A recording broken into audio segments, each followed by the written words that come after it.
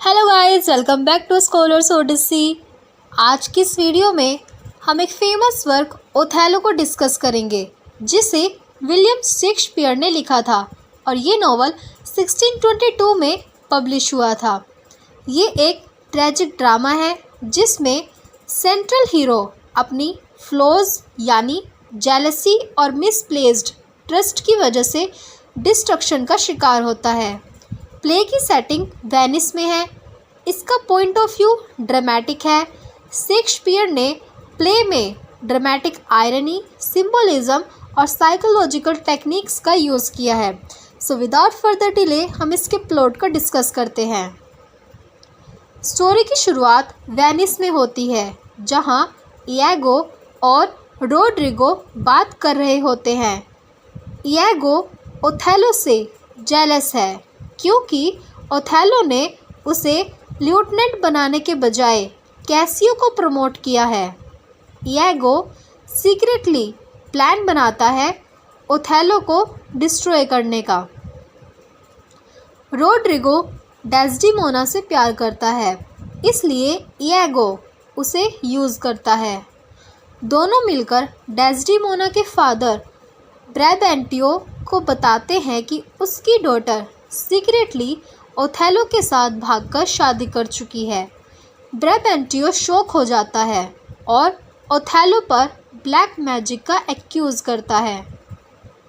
Duke के court में Othello अपनी लव स्टोरी एक्सप्लेन करता है, कैसे डेस्डिमोना उसकी ब्रेवरी और लाइफ स्टोरीज से इम्प्रेस हुई। ड्यूक ओथेलो को इनोसेंट डिक्लेयर करता है। तुर्किश अटैक के थ्रेट की वजह से ओथेलो को सिप्रस भेजा जाता है और डेस्डिमोना भी उसके साथ चली जाती है। यहाँ से इयागो अपनी प्लॉटिंग शुरू करता है। सिप्रस पहुँचने के बाद सेलिब्रेशन होता है क्योंकि तुर्किश फ्लीट डिस्ट्रॉय हो चुकी होती है।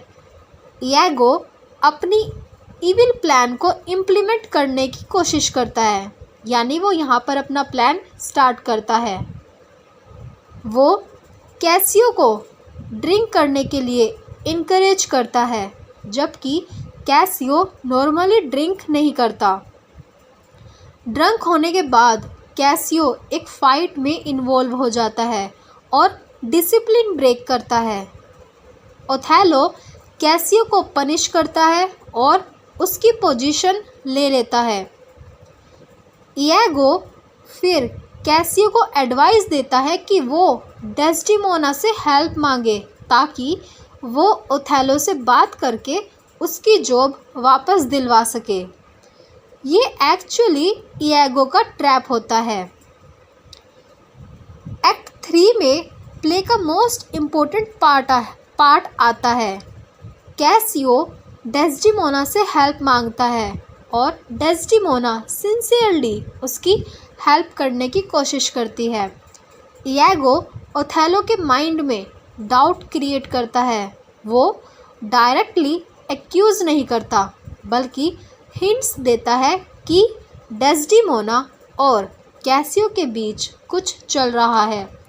ये साइकोलॉजिकल मैनिपुलेशन का बेस्ट एग्जाम्पल है। ओथेलो ग्रेजुअली जेलस होने लगता है। इयागो उसे प्रूफ के रूप में एक रुमाल का यूज़ करता है।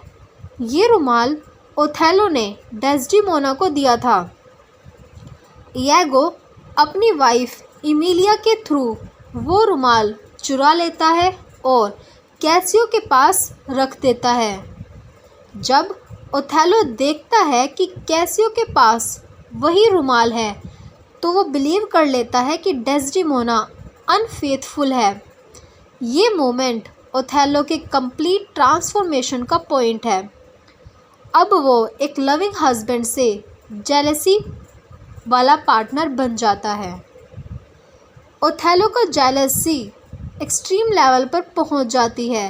वो डेस्डिमोना की इंसल्ट करता है और उसे एक्यूज़ करता है। डेस्डिमोना कंफ्यूज्ड होती है क्योंकि वो इनोसेंट है, उसे कुछ भी नहीं पता कि क्या चल रहा है।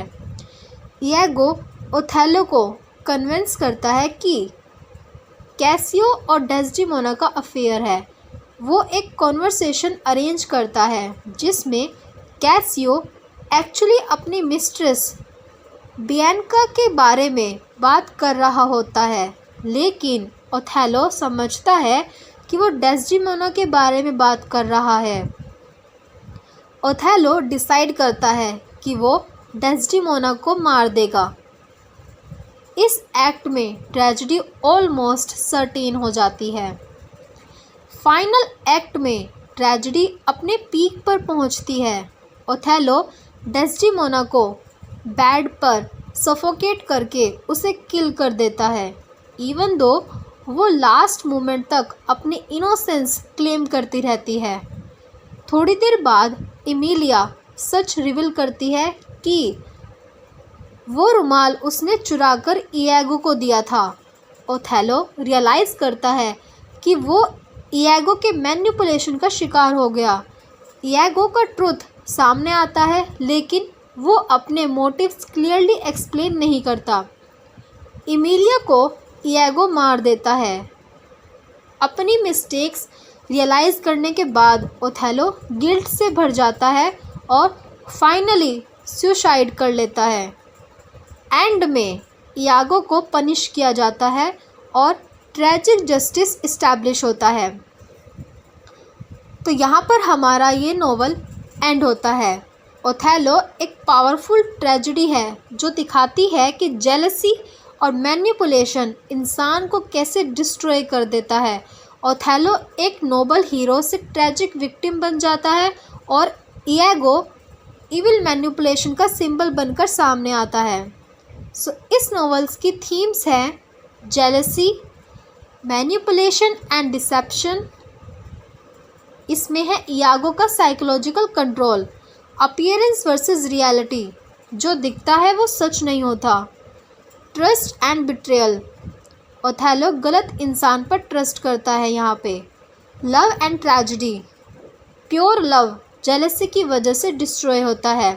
Next is race and identity, Othello का आउटसाइडर होना भी इम्पोर्टेंट है। सो यहाँ पर हमारा ये वर्क एंड होता है।